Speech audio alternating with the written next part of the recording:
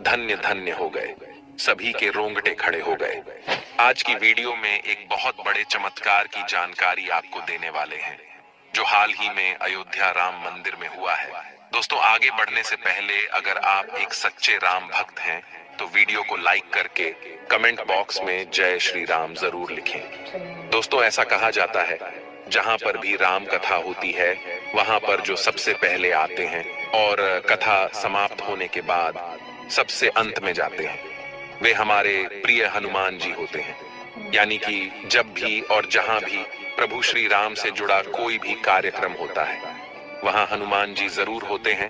अब आने वाली 22 जनवरी को इस देश का सबसे बड़ा दिन आने वाला है, जहां बरसों का संघर्ष रंग लाने वाला है और हमारे कार सेवकों का बलिदान हमें भव्य राम मंदिर के रूप में हमें देखने को मिल रहा है।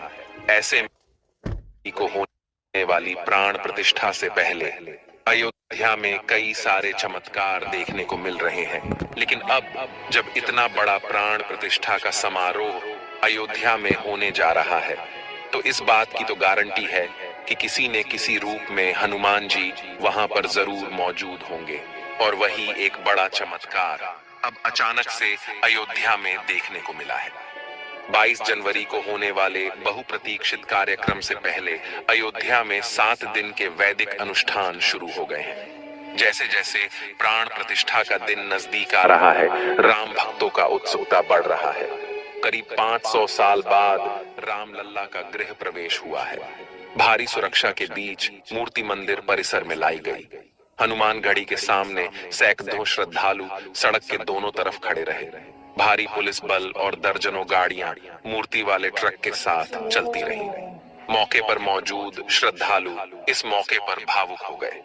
जैसे ही मूर्ति को राम मंदिर में लाया गया, सभी लोग एक स्वर में घर पहुंच गए। प्रभु राम अपने आंगन में पहुंच गए, राम का जय घोष करने लगे।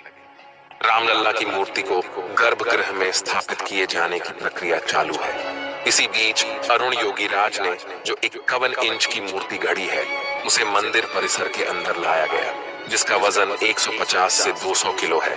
राम लल्ला की मूर्ति को गर्भगृह में बने आसन पर रख दिया गया। कारीगरों ने मूर्ति को आसन पर खड़ा किया। इस प्रोसेस में 4 घंटे लगे, लेकिन इस पूरी प्रक्रिया के दौरान एक सबसे बड़ा चमत्कार यह दिखा कि जब कार्यशाला से राम मंदिर में ट्रक के माध्यम से राम लल्ला की मूर्ति लाई जा रही थी, तब पूरे मार्ग में ट्रक के साथ साथ एक बंदर चलता हुआ दिखाई दिया। जिस जिस दिशा में ट्रक जाता वह बंदर भी उस दिशा में साथ चलता रहता।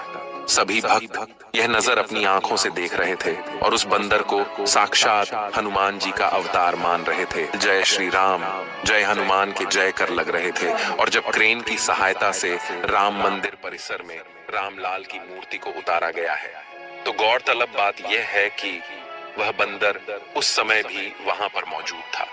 और जब सभी मजदूरों की सहायता से मूर्ति को गर्भगृह के अंदर खड़ा किया जा रहा था तो वह बंदर राम लल्ला की उस मूर्ति को ऐसे निहार रहा था मानो साक्षात श्री हनुमान वहां उपस्थित हो।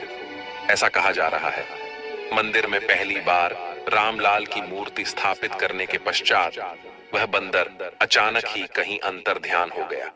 इसी चमत्कार पर सभी राम भक्त कमेंट बॉक्स में जय श्री राम, जय हनुमान जरूर लिखें। अब दोस्तों, आप सभी के मन में एक सवाल जरूर आ रहा होगा, आखिर राम मंदिर के गर्भगृह में इस नई मूर्ति को स्थापित किया जाएगा तो आखिर रामलाल की उस मूर्ति का क्या होगा जो 1939 में मस्जिद के गुंबद के नीचे से प्रकट हुई थी। आचार्य सत्येंद्र दास रामलला विराजमान को सबसे ज्यादा अहम बताते हुए कहते हैं, नए वाले भगवान राम का तो भव्य मंदिर बन ही गया है, लेकिन ज्यादा महत्व इन्हीं 1949 वाले रामलला का है। कोर्ट ने इन्हीं रामलला विराजमान के आधार पर फैसला दिया कि यही राम जन्मभूमि है। इसी के बाद मंदिर बनना शुरू हुआ। आचार्य सत्येंद्र दास बताते हैं, आप जानते हैं कि जितना विवाद हुआ है और जो कोर्ट में मुकदमा लढ़ा गया वो पहले से मौजूद रामलला विराजमान के नाम से लढ़ा गया। इन्हीं के नाम पर सुप्रीम कोर्ट ने हुक्मनामा दिया है। अब मंदिर बन गया है तो इसीलिए जैसे रामलला विराजमान की पूजा अर्चना पहले से होती रही उसी प्रकार से होती रहेगी। उनके मुताबिक जहां नए रामलला रखे जाएंगे वहीं पर पुराने रामलला भी रखे जाएंगे। रामलला की पूजा के बारे में आचार्य सत्येंद्र दास कहते हैं, सभी संप्रदाय अपनी पद्धति के हिसाब से रामलला विराजमान की पूजा अर्चना करते हैं। 16 मंत्रों से एक एक वस्तु को भगवान को समर्पित किया जाता है। राम के साथ भरत, लक्ष्मण और शत्रुघ्न सभी भाइयों की पूजा होती आई है। अब जो भव्य मंदिर बना है उसी में इनकी स्थापना होगी। अयोध्या में रामलला का स्नान पूजन उज्जैन के शंख से होगा। ये शंख लेकर श्री महाकालेश्वर मंदिर के मुख्य पुजारी पम घनश्याम शर्मा गुरुवार शाम अयोध्या के लिए रवाना हुए। वे विशेष राम रथ से अयोध्या के लिए निकले हैं। 22 जनवरी को प्रभु राम अपने भव्य महल में विराजमान होंगे, लेकिन प्रभु राम के आने से 5 दिन पहले से ही प्राण प्रतिष्ठा की पूजा अर्चना शुरू हो गई है।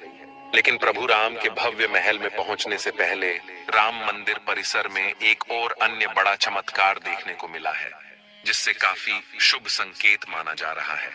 दरअसल एक मोर और मोरनी का जोड़ा देखा गया है, जिसका वीडियो भी सोशल मीडिया पर जमकर वायरल हो रहा है। परिसर में मोर और मोरनी का जोड़ा रामलला के विराजमान होने से पहले देखा जाना दुर्लभ संयोग माना जा रहा है। धर्म के जानकार इसे शुभ समाचार बता रहे हैं। राम मंदिर प्राण प्रतिष्ठा के लिए एक तरफ जहां राम मंदिर परिसर तैयार हो रहा है, वहीं भगवान श्री राम का विग्रह आज परिसर पहुंच रहा है। तमाम तैयारियां के बीच राम मंदिर परिसर में मोर मोरनी का जोड़ा कुतूहल का विषय बना हुआ है। विग्रह के पहले मोर मोरनी का जोड़ा परिसर में पहुंचने को लेकर शुभ माना जा रहा है। तो दोस्तों ये थी आज की वीडियो और ये